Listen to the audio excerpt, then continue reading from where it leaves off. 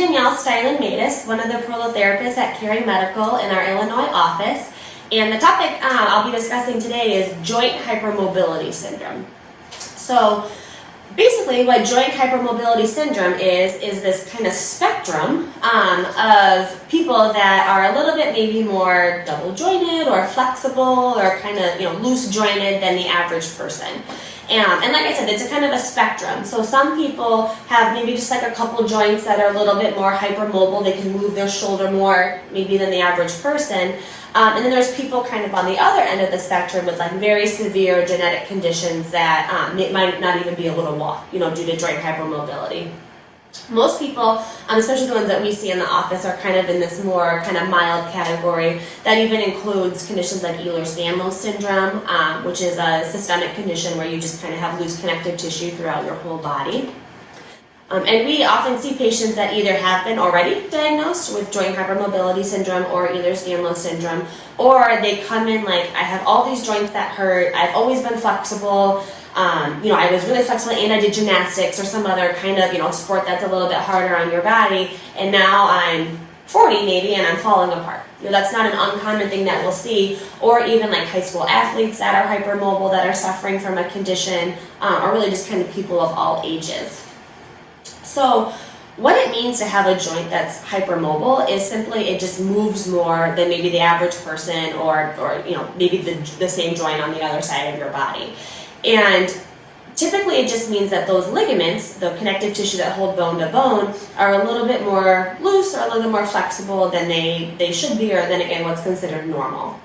Joint hypermobility in and of itself is not a bad thing, but when somebody gets injured, like you have this loose ankle and then you trip over the curb and you sprain it, it's actually more easy to develop a condition called joint instability, because you just need just a little bit more stretch of that ligament to actually render that whole joint unstable.